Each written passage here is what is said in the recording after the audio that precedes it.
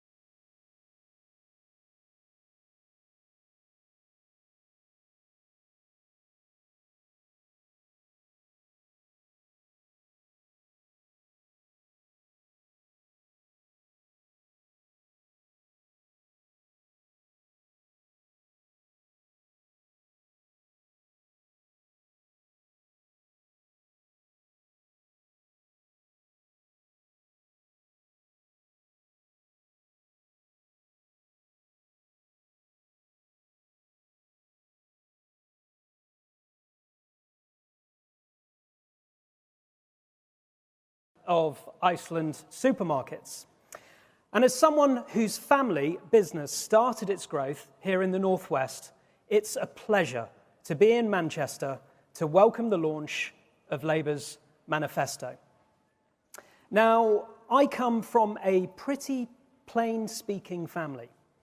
My dad's reaction when I set off this morning was, "Tell them it had better be a good one." Well, it certainly needs to be, doesn't it? And I'm happy to say that it really is. We've all lived through 14 years of Tory chaos and underachievement. Years of endless infighting and broken promises, lacking the ability or even the ambition to turn things around. The Tories are out of ideas. Only Labour can change this country's trajectory of dismal economic performance. In business, I like to see a plan. The country needs a clear and credible plan too. And I really like what I see in Labour's plan to ensure that we invest in the people and the infrastructure that we need to put our country on the road to recovery. To run what Rachel Reeves has called the most pro-growth, pro-business treasury our country has ever seen. Prioritising economic growth, which has to be the driver of everything we all want to achieve while maintaining sound finances. Pursuing a clear industrial strategy and reforming the planning system, which has been the biggest drag on this country's performance for years. A change that has the potential to genuinely turbocharge our prospects. Now, I spend 7 days a week listening to customers and colleagues on the front line in towns and cities across Britain. And I can tell you, they have been hurting. They ache for change.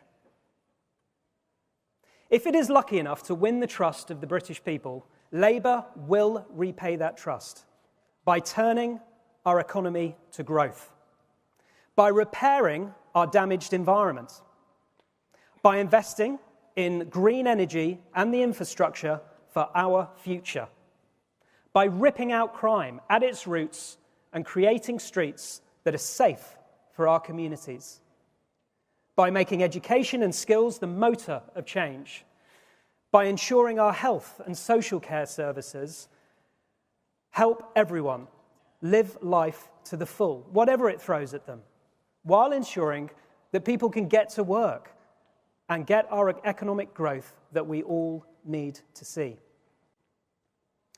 As we turn our backs on the grim years of Conservative mismanagement, it gives me real hope that this can be the start of a better future for all of us. Thank you. And now I'd like to hand over to Daniel, who's going to tell us his story about why we need a Labour government.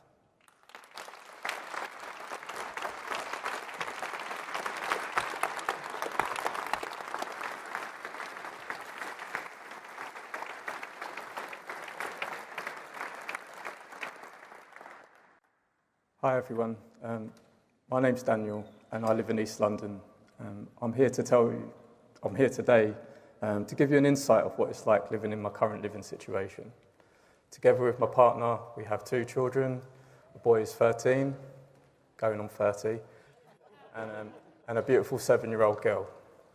We live together in a 1-bed flat, which is pretty much a bedsit. To say we find it difficult is an understatement.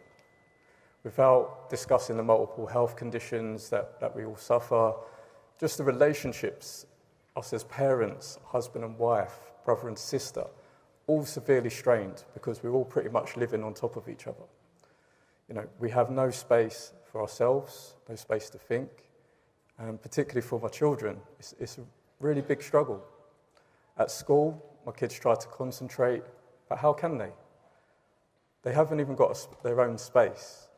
They can't get a good night's sleep.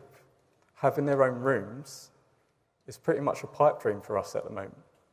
And they don't even get to have their own beds. To add to those difficulties, the cost of living crisis is making everything worse.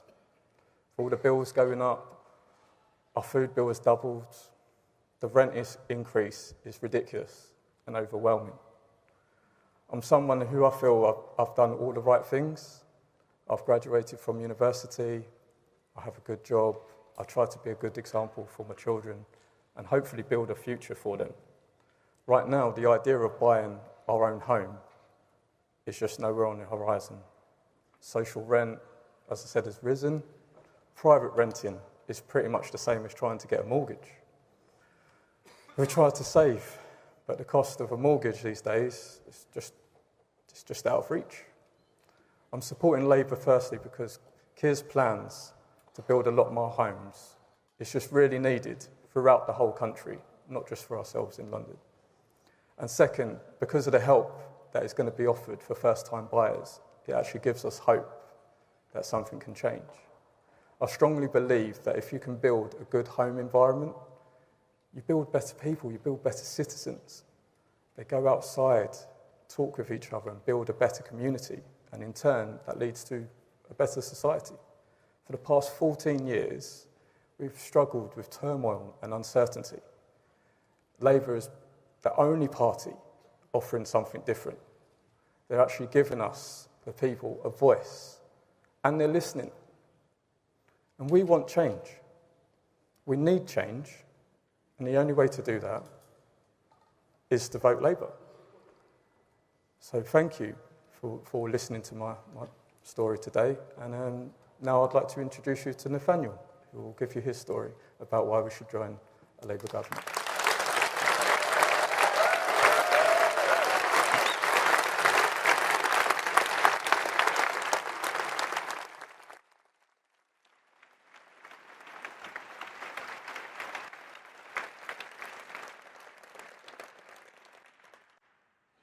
My name is Nathaniel Dye, and I am a 38-year-old music teacher. I love my job and should be looking, and I'll do well to live another 3 years, let alone 30. When I was first diagnosed in October 2022, it looked like I might be able to survive the bowel cancer that had only spread to my liver and be cancer-free after surgery. But when further spread was discovered in my lungs and lymph nodes in my neck, my prognosis worsened. And no matter how much grueling treatment I volunteered to put myself through, one thing is certain: this cancer will kill me, and it will grow back, and one day, too soon, end my life. There's nothing I can do about it now, but I can't stop wondering what might have been.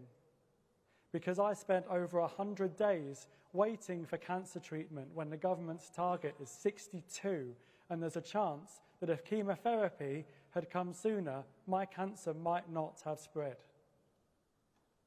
It's no one person's fault that scans and appointments took so long to come through, and I'm going to have to say so many wonderful people in the NHS have worked tirelessly to care for me as they do for everyone at their time of greatest need. But it's clear that the system has badly let me down. I represent the human cost of an NHS neglected over the past 14 years, and I invite anyone who stands by that dismal record in government to look me in the eye and say that it was good enough. We all deserve so much more. And I see Labour's policy to deliver 40,000 more appointments a week to clear the NHS backlog and cut waiting times as a real, tangible plan to give people the treatment they need before it's too late. Why should I bother to speak up now? After all, it is too late for me. But it's not too late to call for change, to support those who would improve the NHS so that others in my unfortunate position might live to grow old, even though I won't, because I won't. If I've learned anything from my sorry experience, it's that time is of the essence. And I know that Wes Streeting, a cancer survivor himself, will give everything to get our NHS back up to speed. Because a system better set up to work more quickly can mean the difference between life and death. This looks being my last general election, and I'm desperate to make it count. I'm proud to say that a Labour government is what I hope for now that my own hope is gone. Because with Keir Starmer's leadership, Labour is a party that will govern for all of us. Because Labour will always act with the kindness and compassion that I look for so strongly in myself.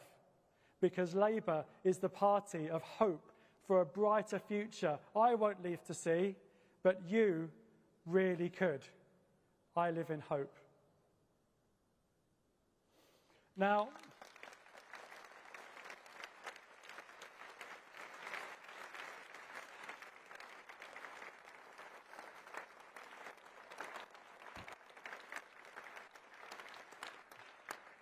I would like to introduce Holly, who will tell us her story about being a first-time voter.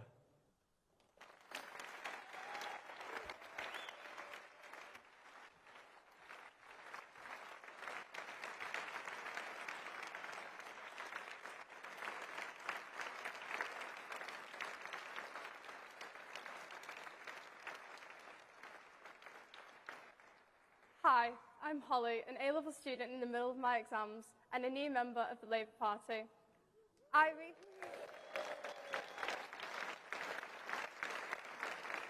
recently turned 18, so this election was the first time I get to have my vote in the election, and I'm excited to vote for Labour on July 4th. Politics is something I think affects every aspect of our lives, and this election will determine our lives more than ever before. With the COVID pandemic, it feels as if young people have often been forgotten and left behind, especially when we lost years of schooling and social interaction, which arguably caused long-lasting effects, such as the A-level algorithm affecting what universities we could attend. At the same time, they had Downing Street parties, something that was hard for many to learn, but especially for a generation that sacrificed so much of our youth. For me and many young people, Keir Starmer's Labour Party symbolises a better future and greater equality and prosperity for all of us. For me particularly, Labour symbolises gender equality, something I firmly believe in, and the women at the heart of the Labour Party give me and the next generation something to look towards and represent the progress society is making. Wouldn't it be great to see Rachel Reeves as the first female Chancellor?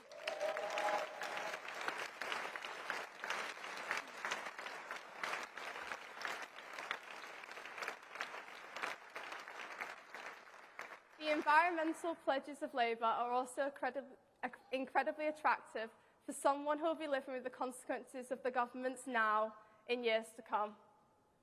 Labour is the party for young people, giving us more expert teachers so we are prepared for life, work and the future, and giving us the potential to buy our own homes when we are older. For me, Labour symbolises a chance to finally have our say on our own futures, and this is why I am excited about casting my vote for Labour in the upcoming general election.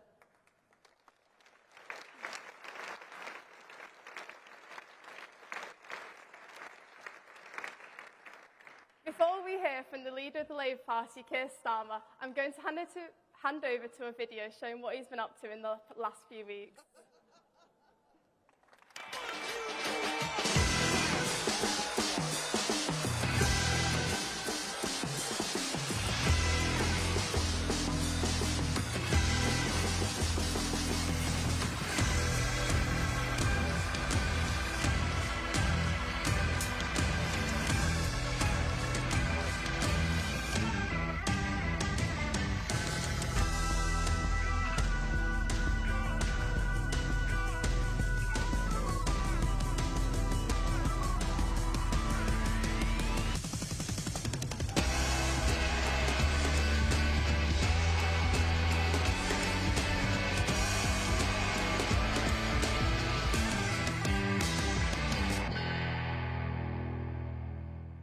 Ladies and gentlemen, please welcome to the stage leader of the Labour Party, Keir Starmer.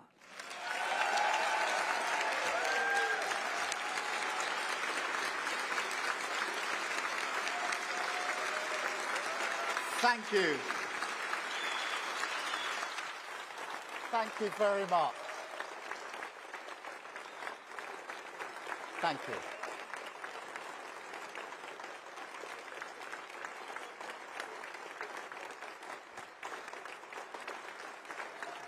Thank you very much.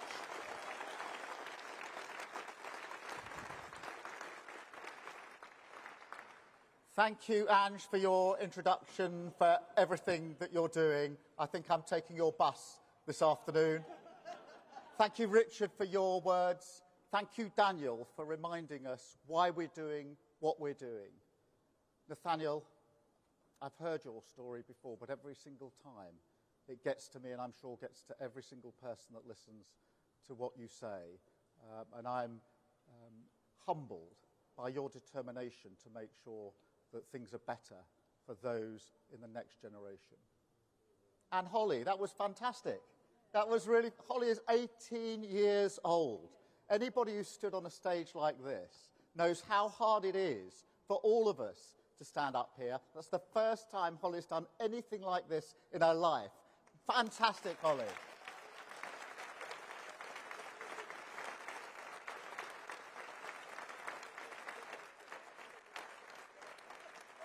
And taken together, isn't this clear evidence of a changed Labour Party and clear evidence of the change we need for our country?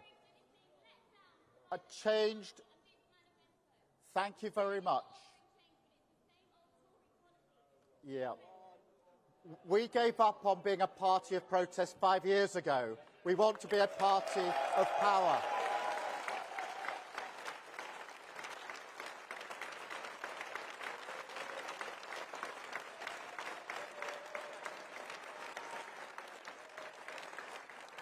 And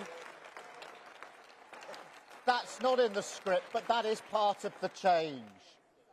And Holly, can I also say at the start of this that this party respects and will never forget the contribution that your generation made during the pandemic. Thank you so much.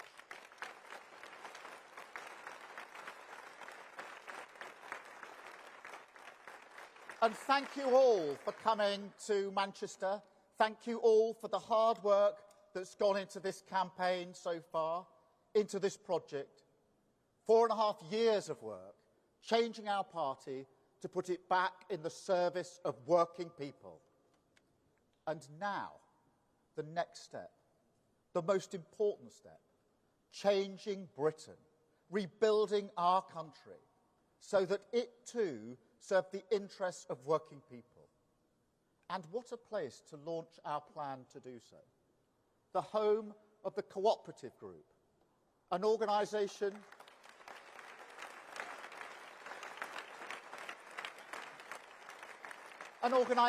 that has long believed, as we do, that the pursuit of social justice and economic growth must go hand in hand. A day where I am proud, in this place, in this city, to launch Labour's general election manifesto, a manifesto for wealth creation, a plan to change Britain.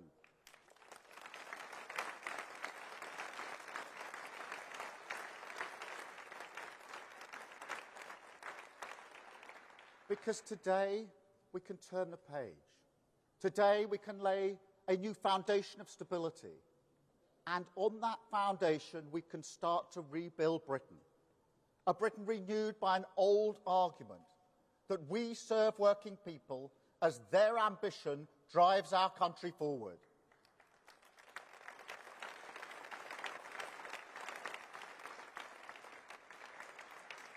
Because there is so much potential in this country, so much possibility if we stand together as 4 nations and back the ambition people have for their family and their community.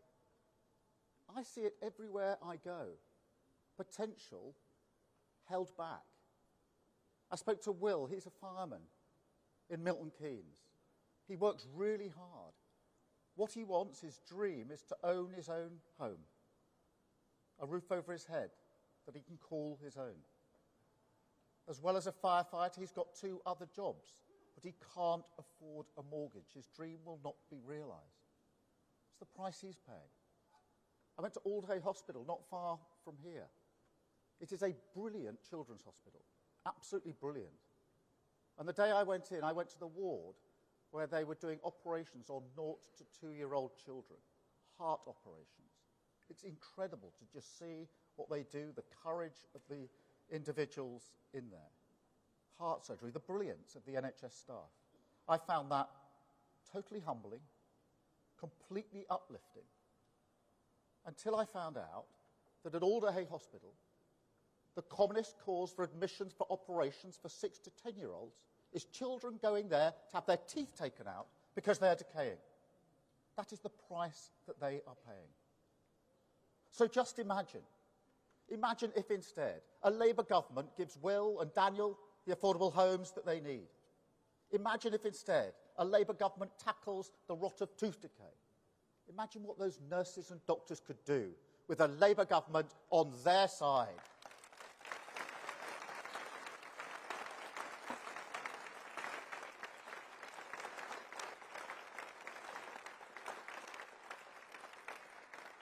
Now, don't get me wrong, these challenges don't disappear overnight if Labour wins.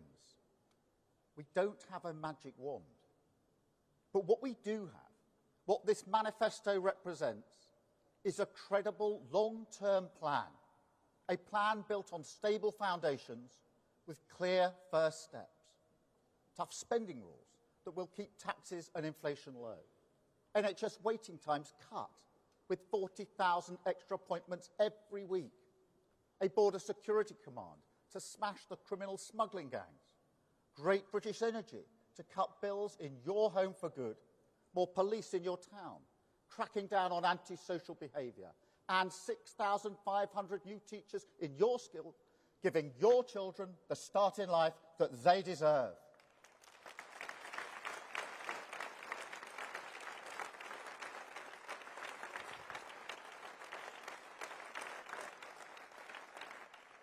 But also a plan that is much more than a list of policies, a plan for change, for growth, for giving our children their future back, a chance to refocus politics on the things that matter to your family.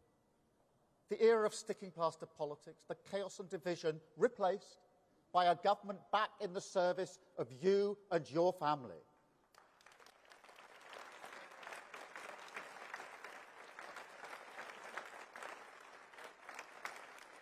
And make no mistake, that is the cause of this changed Labour Party. We have written that argument through every word of this manifesto, because it's urgent. Britain's lost its balance. It is too hard for working people to get on.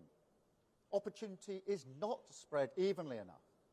And too many communities are not just locked out of the wealth that we create, they're disregarded as sources of dynamism in the first place, ignored by the toxic idea that economic growth is something the few hand down to the many. Today, we turn the page on that forever.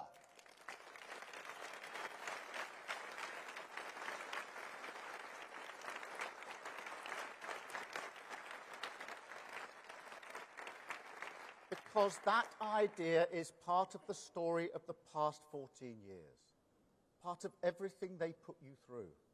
When they trashed the pound to give tax cuts to the richest 1%, when they decimated your public services because of a mess made by banks, when they failed to invest in clean British energy, so we were exposed when Putin invaded Ukraine.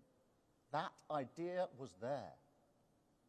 A Tory inability to face the future, rather than change, reform and strengthen government so that it can intervene in partnership with business to give you and your family stability in this insecure world.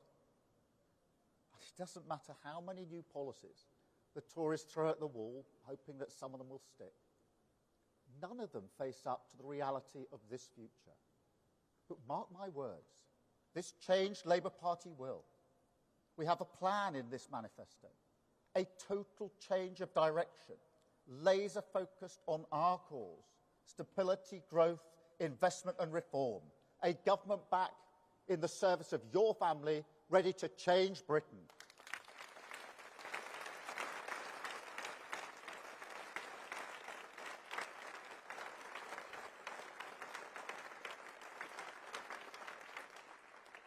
We will restore the foundations of good government, national security, border security, economic security.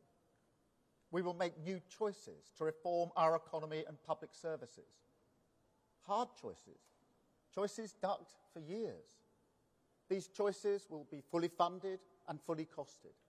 That is non-negotiable. You cannot play fast and loose with the public finances. We've lived through the damage that this does. That government we have now paid fast and loose with the finances, and working people paid the price. Just after Liz Truss's mini-budget, I went to Wolverhampton a week or so afterwards, and I met there a couple. They had a 3-year-old child. They decided they want a second child.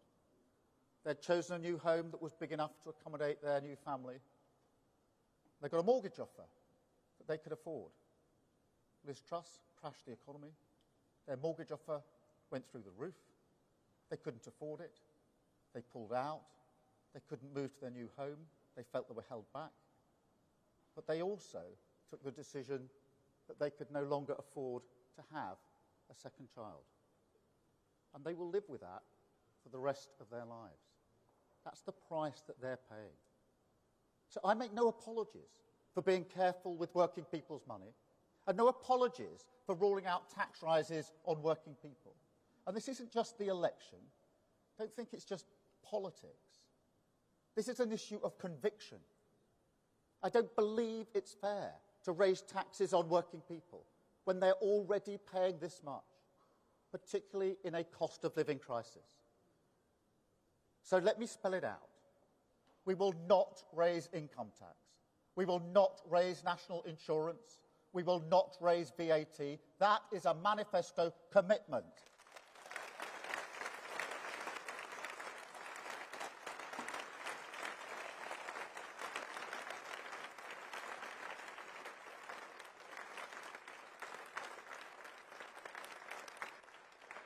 And another thing, because there may be some people here today who say, where's the surprise? Where's the rabbit out of the hat? To which I say, if you want politics as pantomime, I hear Clapton is nice this time of year.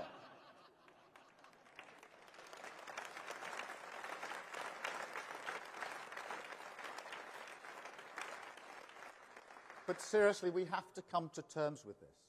Britain needs stability, not more chaos. I set out our long-term plan in this room 18 months ago. And that plan stands because it's the right plan. We did the work properly. Our responsibility to give a clear direction to businesses, communities, everyone invested in Britain's future. We took that seriously. So yes, those 5 national missions, higher growth, safer streets, cleaner energy, more opportunity, the NHS back on its feet, they remain at the core of this manifesto. But if they are to offer hope and clarity through these times, if they are to show, despite the hard road, the light at the certain destination, then we must keep to that road, no matter the short-term ebbs and flows of politics, even in a campaign. That's what mission-driven government means. A chance to stop us bobbing along until the next crisis blows us off course, and instead make sure we can keep going through the storm. Stability over chaos, long-term over short-term, an end to the desperate era of gestures and gimmicks, and a return to the serious business of rebuilding our country.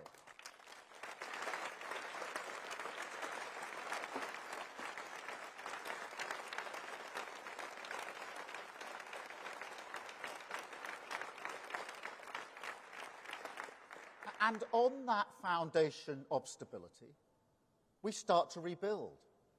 A rebuilding that must begin, first and foremost, with new choices on economic growth.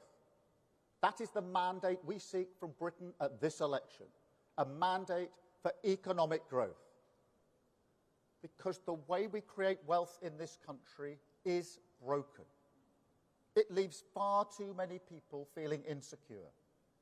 People who are working hard and doing the right thing. So we will reform it. And we will keep on reforming it until it delivers for them. Wealth creation is our number one priority. Growth is our core business, the only route to improving the prosperity of our country and the living standards of working people. And that's why we made it our first national mission in government. But we must change our approach so that it comes from every community, not just shared with every community. Redistribution can't be a one-word plan for our poorest towns and regions. No, we need to give them the tools they need, back their pride and potential, growth for every community, growth from every community. That is the path to national renewal.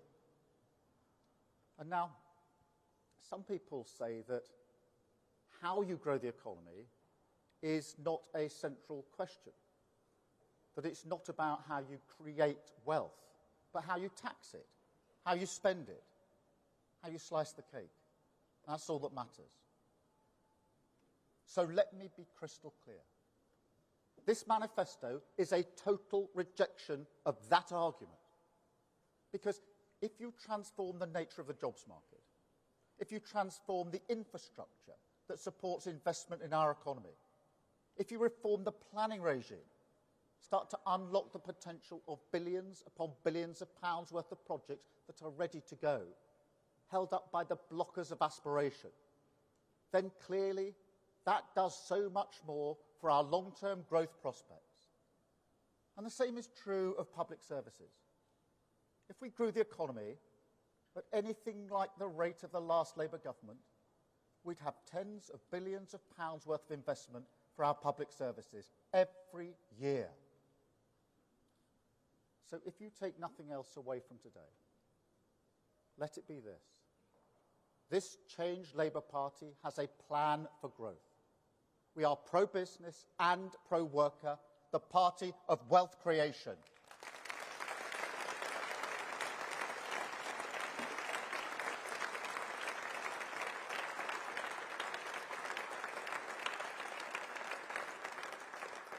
We will reform the planning rules, a choice ignored for 14 years, and build the homes and infrastructure you need. We will level up your rights at work, a choice ignored for 14 years, and raise your wages and your security. We will create a new industrial strategy, a choice ignored for 14 years, and we will back it with a national wealth fund, invest in clean steel, new ports, gigafactories, and we will create 650,000 new jobs for communities like yours. Relight the fires of renewal across all four of our great nations.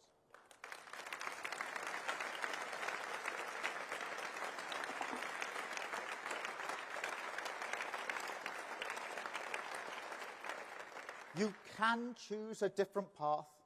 You have the power. You can choose to take back control from Westminster. More democracy for your community. New powers over transport, skills, employment. Unlock the pride and potential in every community.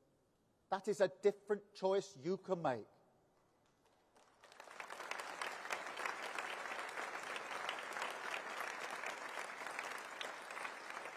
You can cut your bills for good with a new energy company funded by a tax on the oil and gas giants, owned by the taxpayer, making money for the taxpayer, powering your home with clean British energy.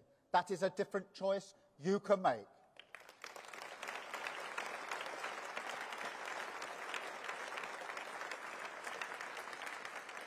And you can choose to get our NHS back on its feet, end the 8 a.m. scramble, back our NHS staff, get the best technology in their hands, slash waiting lists in your hospital, funded by taking on the non-doms and tax avoiders.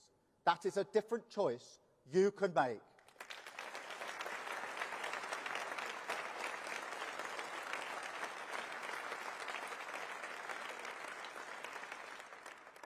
And I'll tell you another choice you can make. You can choose to live in a country that believes in and backs its young people, the future of our country.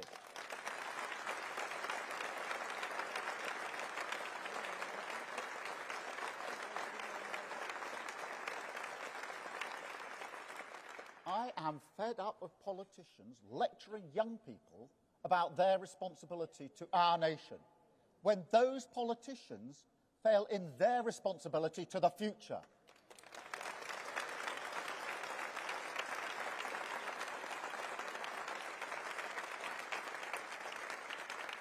And after what young people did during the pandemic, what they gave up for people, let's be blunt, more at risk than them, that adds insult to injury. But more than that, it tears up the unwritten contract, the bonds of respect that hold these four great nations together, the values that make us who we are, the responsibilities we owe to each other, past, present and future. My dad was a toolmaker. He worked in a factory. My mum was a nurse. We didn't have a lot when we were growing up. And like millions of working class children now, I grew up in a cost of living crisis. I know what it feels like to be embarrassed to bring your mates home because the carpet is threadbare and the window's cracked. I was actually responsible for that because I didn't put the football through it. But we didn't have the money to fix it. Or to be honest, the time and the energy. Economic insecurity drains you of that as well. But look, what always comforted my parents was the idea that in the end, Britain would give their children a fair chance. The old saying, the story we still tell our children, work hard and you can achieve anything. That meant something. My parents believed in that. But the question now, after 14 years, is do we? Do kids like those in Somerstown, a very poor part of my constituency, one of the poorest parts of Europe, do they look out of their window to the glittering success of London, 300 yards and another world away, and believe that success could belong to them?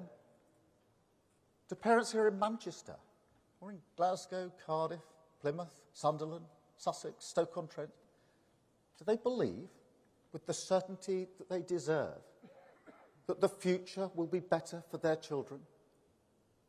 Because in the Britain I want to leave to my children, they do. And we can build it. We can restore the dream of home ownership to 1.5 million families. We can create 3,000 new nurseries to give them the best start in life. We can roll out a new generation of technical excellence colleges, world-class vocational education, respected by all, grounding young aspiration in the soil of their community. We can guarantee for every young person a job placement or apprenticeship when they're out of work. We can invest in their mental health, their physical health, their dental health. We can reform the curriculum to prepare them for their world. We can create new youth hubs to give them something to do in their community. Raise their wages if they're at work. Give them the power of the vote. Tackle injustice with a new Race Equality Act. And with our mission on clean power, we can lead the way on climate. Finally show our responsibility to their future. A fairer, healthier and more secure Britain at the service of working people, with growth from every community. A Britain ready to restore that promise. The bond that reaches through the generations and says, this country will be better for your children. That is the change on offer on July the 4th.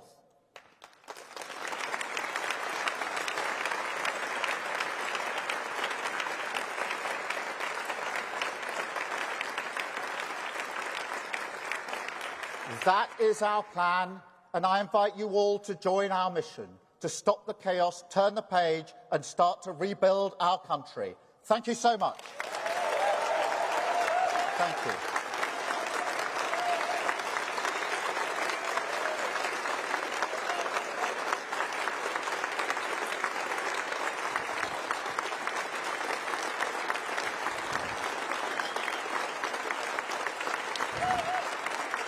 Thank you. Thank you, Helen. Thank you. Thank you very much.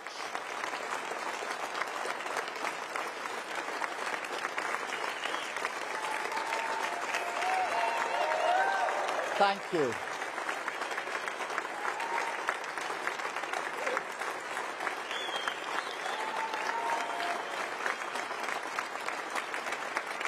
Thank you all very much. Thank you. I'm now going to take a number of questions from the media. And I'm starting with Chris from the BBC. Chris, I can't... There you are. Sorry, Chris, I've got you. Chris. Thank you. Chris Mason, BBC News. Keir Starmer, talk to the voter right now who fears that you might only really say what you're going to do after any victory rather than before. We live in an era, don't we, of a scepticism, a cynicism about politics, perhaps an anti-politics mood. Address those voters, and you know that there are those who will fear that. Thank you. Let me address them directly, because this manifesto is a manifesto for change. A total rejection, Chris, of the cynicism, of the idea that we can't do any better, that we can only hope to flatline, and that we cannot rebuild our country. It is a total rejection of that idea, based on 4 years of hard work, hundreds of engagements with those that will deliver for us, so we can build a future which genuinely will be better for our children. I understand the cynicism. I understand that after 14 years of this, for many people, the hope has been beaten out of them. But this is a manifesto for hope. It is a plan for growth, a plan for change, a plan for wealth creation. I will never accept the defeatism that says we can't do better than this. We can, we will, and with a Labour government, we'll get the opportunity to rebuild our country.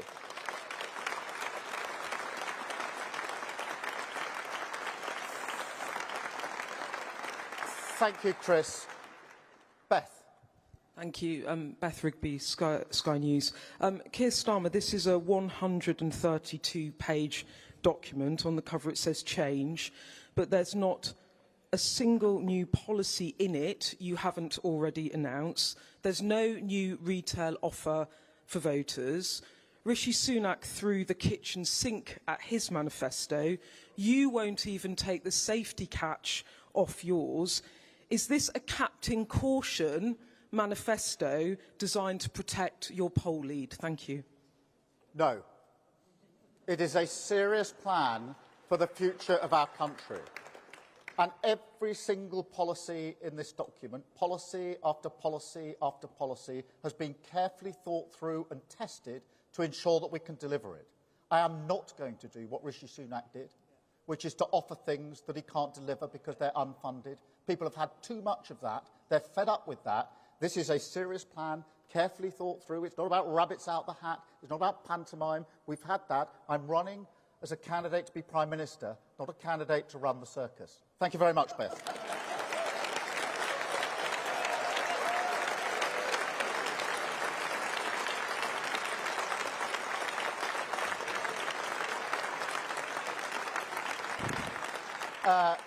Robert, ITV. Robert. Sir Keir Starmer, you say you want people to trust you, you want to restore stability to the UK. But it is surely the opposite of that to make the bogus claim that you can get growth up sufficiently by next year to prevent significant cuts to public services. How are you going to avoid a return to austerity? We are not going to return to austerity. I ran a public service for 5 years, the Crown Prosecution Service. I lived through austerity. I'm never going to allow a Labour government to do that to our public services. Never.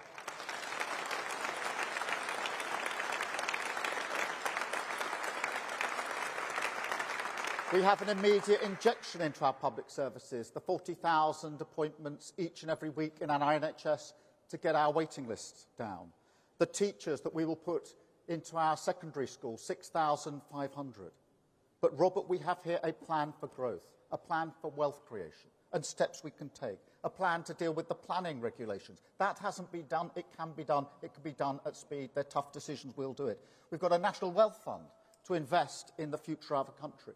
GB Energy, an energy company to keep our bills down, an industrial strategy, a training programme for the skills we need of the future. All of these things haven't been done in the last 14 years. I do understand why people think they can't be done because of the damage that's been done over the last 14 years. They can and they will. We will turn around growth in this country and create the wealth we need for our country and our public services. Thank you, Robert, very much.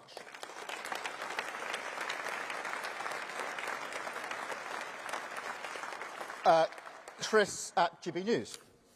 Chris Hope, GB News. Keir Starmer, you're so far ahead in the polls. Should we prepare for a one-party socialist state, as the Tories say? And is that a good thing? And also, just quickly, you want to reduce net migration. What on earth does that mean? Is that below 100,000 a year? Look, Chris, let's reject the cynicism of the Tory campaign. All they want to do in a general election is to suppress the vote. I know that not a single vote has been cast in this election. Polls don't predict the future, and every single vote has to be earned. And we will earn it with our plan for growth, our plan for creation of wealth in the future. So that is our plan. And yes, I do want a mandate to be able to put this plan into action. I do want people to vote Labour to give us the mandate that we need.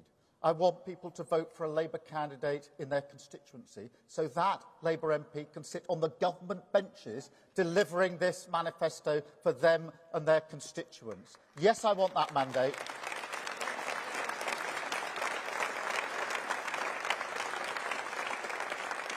Change is what we need, but if you want change, you have to vote for change, and that means voting Labour. Thank you very much, Chris.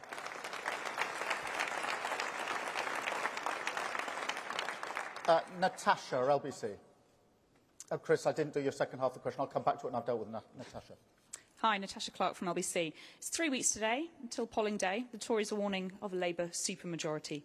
How confident are you feeling right now? Are you feeling like the campaign's going well?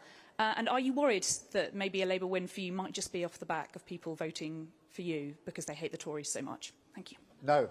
We've had plenty of examples when people don't like the Tories and they're a real mess, but Labour hasn't been in a position to win. That's why we changed the Labour Party, precisely because we know that the Tories will mess it up, but we have to be in a position to win. We only win if we change the Labour Party. When people look away from the government and look at the alternative, they have to see a positive alternative, and that's what they see in the Labour Party. I don't, take anything for granted as we go to the final 3 weeks of this campaign. Yes, we are enjoying the campaign. I won't deny that. We've waited 4.5 years. We've worked for 4.5 years to get to this point, election year, the chance to do what we came into politics to do, which is to change the lives of millions of people for the better with a Labour government. We'll do that with our sleeves rolled up, a serious plan for the future, and take our argument to every single doorstep across the country and ask people to back the case for change, ask people to give us a mandate to change this country for them, their family, their community and our country. Thank you very much. Chris, you did do a double question, but nonetheless, on immigration, we do need to have lower immigration. As you know, immigration is at pretty much the highest on record, bar the number just a few months ago. So this government has lost control of immigration. It's important to look at the reasons for that. And the main driving reason is because they haven't got any skills strategy. We haven't got the skills that we need in this country. And that's why not only is our plan here a plan for growth, it will also deal with immigration, because this government has gone to immigration as their growth lever. I want to go to skills, wealth creation, investing in businesses in this country. Thank you, Chris. That's not an invite to everybody to do 2 questions, by the way. But out of respect for Chris, I did it. Sophie, the Mirror. Sophie Huskisson from the Daily Mirror. Sir Keir, your manifesto says you'll develop an ambitious strategy to reduce child poverty. Do you have a target for how many kids you want to lift out of poverty? Well, we will have a strategy for dealing with poverty, just as the last Labour government did. And we took millions of children out of poverty, and we will do so again. That does require a strong plan to deal with those issues that bear down on poverty and children. That's housing, that's education, that's health, that's good jobs, and it's wealth creation. Because without the wealth creation that we need for our country, it's very difficult to do the support that we need in our country. And that's why I say we are the party of wealth creation. This is a plan for wealth creation. It is a plan for growth. That is the single driving mission of what I hope will be an incoming Labour government. Thank you, Sophie. Martina from The Sun. Martina. Hello, Sir Keir. Martina Bett from The Sun. In order to clear the asylum backlog, you said that you will let small boat migrants currently here enter the asylum system. But what is the plan for new people who arrive here illegally? Because there is nothing about that in the manifesto. Will they be able to apply for a claim? If so, isn't that just an incentive for more people to come? Well, look, those that are already here are already in the system. They're just not being processed. And that means the government has got a hopeless situation where tens of thousands of people are not being processed. So the one thing that can't happen is that they're removed to the country they came from, even if they've got no right to be here. That is the chaotic state of this government. They're not processing the claim. Even clear cases where people shouldn't be here, they can't be removed. We've got to fix that. We've got to fix the loss of control of our borders under this government. Nobody but nobody should be making that trip across the channel in small boats. And the way that we will do that is with our Border Security Command, which is set up specifically with new powers, a new command with new resources to smash the gangs that are running the vile trade of putting people, vulnerable people, in boats to go across the channel. Now, before I was in this job, I was the chief prosecutor for 5 years. I've worked with law enforcement across countries to smash terrorist gangs, sophisticated terrorist gangs, and I will never accept that the only gang that apparently we can't smash is the vile smuggling gangs that are running this trade. I'll never accept that. Thank you so much.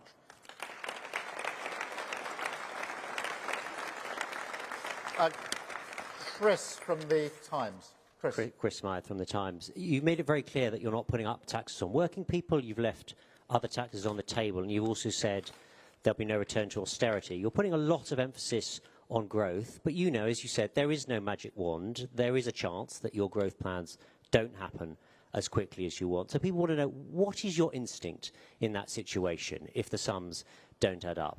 Is it to borrow more? Is it to cut spending? Or is it to put up taxes? Chris, this manifesto is a total rejection of that defeatist approach, that the only levers are tax and spend. It's a total rejection of that. It's a plan for growth. I accept there's no magic wand. I accept that you don't get growth without a plan.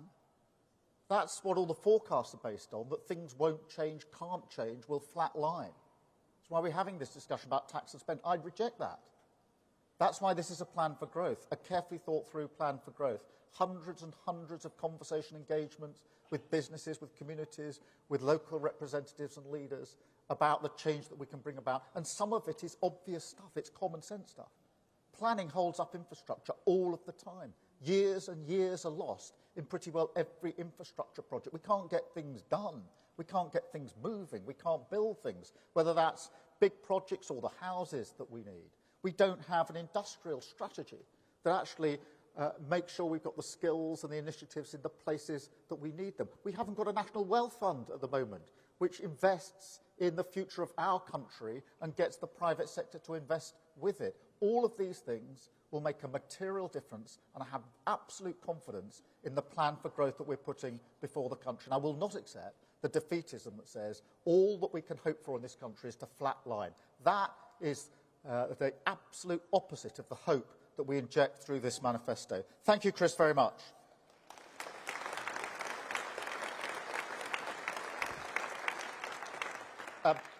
Ben, Telegraph. Thank you, Ben Riley-Smith, The Telegraph. Keir Starmer, your rhetoric suggests you want taxes coming down, but this manifesto explicitly has taxes going up, I think in the costings pages by about 7 to 8 billion. So can you just be crystal clear, you're going into the election with a platform of tax rises? The tax rises we've set out in the manifesto were there's no surprises, Ben, this morning, as you will see. You'll have gone through the document quickly. You'll go through it, no doubt, at length later on. There are no tax rises that we haven't already announced. Yes, we want to bear down properly on the non-dom tax status and make sure that super rich pay their fair share in this country. Yes, we want the oil and gas companies to pay fair tax on the massive profits that they're making. Yes, we want to make sure that private equity loopholes aren't there, again, for wealthy. And yes, we've taken the tough decision in relation to VAT. So we will take all of those measures. But what you won't see in this manifesto is any plan that requires tax rises over and above those that we have already set out. Because we've been very, very clear, particularly in relation to working people, no increase in income tax, no increase in national insurance, and no increase in VAT. Absolutely clearly set out in this manifesto. Thank you, Ben. Jason from the Daily Mail. Thanks, Sir Keir. You've said that taxes are too high. Just to follow on Ben's question, your manifesto, I think, is going to put them up about £8 billion. The Tories say they're going to cut them by £17 billion. Are you happy fighting the election on that tax divide? And can I just pick up one from Beth's interview with you last night, which I don't think you ever quite got round to answering. You're among friends here. Did you really think Jeremy Corbyn was going to be a great PM? Well, look, on the tax question, you can see what the Conservatives are doing. Every day they are desperately putting a new policy, a new gimmick on the table, which is unfunded. Now, if there's one lesson from Liz Truss and what happened to the economy, it's if you make unfunded tax cuts, then it damages the economy and working people pay the price. And I was in Stafford just a few weeks ago during this campaign, in the kitchen of a woman who is a paramedic and her wife, who works in a jewellery shop. They bought their house 5 years ago. They were on a fixed-rate mortgage. They've got 2 kids. That has come to an end after 5 years. They've hunted around, but the best mortgage they can get is one that's hundreds of pounds more, and they can't afford it, and they're going to have to move. That is the price you pay for unfunded tax cuts. And Rishi Sunak, if there's one thing that he was supposed to do, it was to provide the stability after Liz Truss, and here he is repeating it. And it'll be working people who pay the price for that.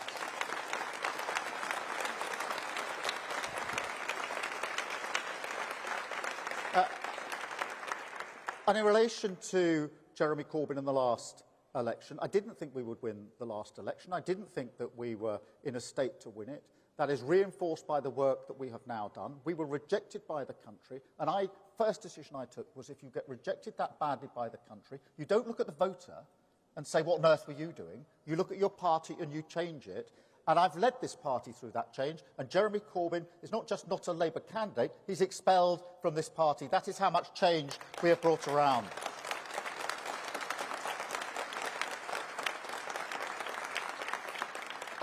Kitty at the Eye. Thank you. Kitty Donaldson from the Eye newspaper. You're giving the impression of a man in a hurry. Tony Blair made the Bank of England independent in the first week of his landslide. What would Prime Minister Keir Starmer do in the first week of a Labour government? And how long will you give voters before they judge you on your ability to make changes? The first thing I'd do is return politics to service. To serve this country. I came into politics to serve. I had a career in the law before this. My wife rather thinks I should have stayed with it. But I changed. But I changed because I wanted to serve my country. And I think politics in the last 10 to 14 years has become too much about self-entitlement and not enough about service. So the mindset change, if we are able to come into government, on day one, the most important thing will be service, country first, party second. Every decision will be dictated by that. Is it country first, service of the country? And I'll be judged on that service, as I have been in the past. I worked with the police service of Northern Ireland, changing that so that it had the confidence of both communities with others. I worked with the Crown Prosecution Service, a service prosecuting every criminal case in England and Wales to protect the public. And I've changed the Labour Party into a party that, again, is once again in the service of working people. And what we are now seeking is the opportunity to change our country, to put it back in the service of working people. That will be the big change from day one, and everything else hangs off that. Country first, party second. Thank you, Kitty, very much.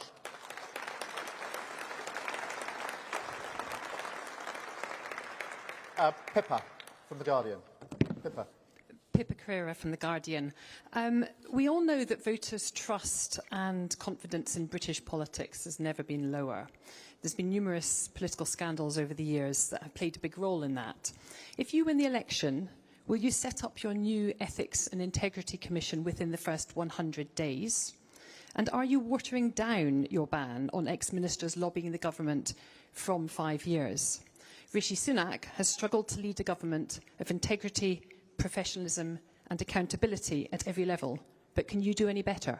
Yes, and I'm determined that we will do better. Because I've been in public service all my life. I've been held to high standards all my life. I've led from the front all of my life. And yes, we will get on with changing the codes and the ethics codes and the guidance that is in place straight away in government. But I know that nobody will believe it's changed until they see the action that follows. You do need strong codes. You do need good commissioners. But you need to take action. And you need to take action when people breach those codes. And that's what we will do. Just as I knew when we were changing the Labour Party, I said on day one I would rip out anti-Semitism by the roots.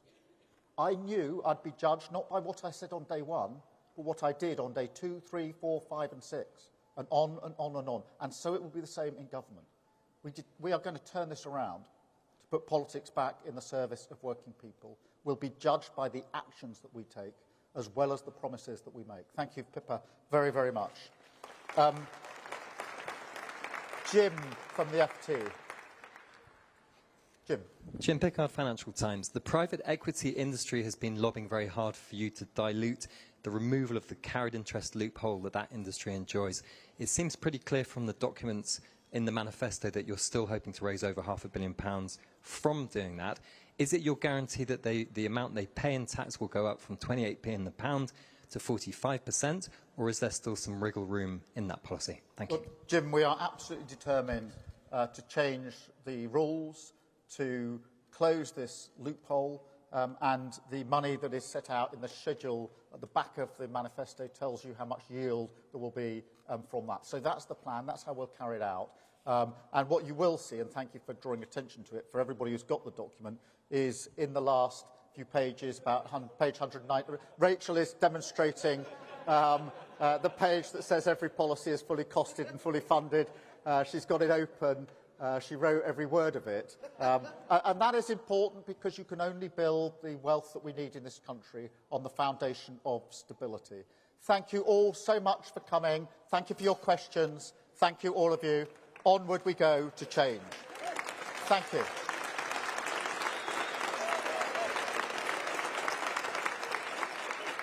Thank you. Thank you very much.